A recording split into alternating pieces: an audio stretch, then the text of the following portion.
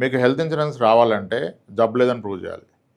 మీకు అప్పు కావాలంటే అప్పు అవసరం లేదని ప్రూవ్ చేయాలి. మీరు బ్యాంక్ లోన్ అప్లై చేస్తే నీ జీతం ఎక్కువ ఉందా మిగులుతుంది అంటాడు. యాక్చువల్గా అప్పు ఎవరికి అవసరం? ఉన్నది సరిపోకపోతే అప్పు కదా.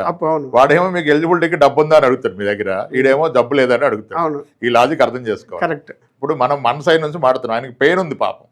ఇప్పుడు ఆయనకి వాళ్ళ ఫాదర్కి ఆపరేషన్ చేపించే అఫోర్డబిలిటీ లేదు, ప్రీమియం అయితే తక్కువ అయిపోతుంది కదా అనుకుంటాడు. తక్కువ అయిపోతుంది. ఈయన తెలివైనవాడు, మరి ఇన్సూరెన్స్ తోటి తెలివి తక్కువ.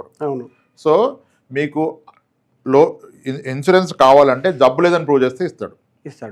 జబ్బు వచ్చాక ఎవడెవడో అంత తెలివితేటలు ఉంటే ఏదైనా కంపెనీ పెట్టాలి. ఇంకోటి అందరూ ఏం మాడతారంటే రిజెక్ట్ అయింది అంటారు. అవును రిజెక్ట్ అయింది. ఒక రోజు హాస్పిటల్లో ఎన్ని రిజెక్ట్ అయినా ఎన్ని అప్రూవ్ అయినా అది చూడాలి కదా.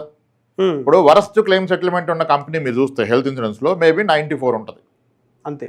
వరస్ట్ కేసు 92 వేసుకోండి. లాస్ట్ క్వార్టర్ లో చూసుకోండి, ఒక పిచ్ కంపెనీ ఉంది, 6 నుంచి 8 మంది. మరి కంపెనీ వాడు ఫ్రాడ్ అయితే 40-50% రిజెక్ట్ అవ్వాలి. 6-8 రిజెక్ట్ అయినంటే ఎవడు ఫ్రాడ్?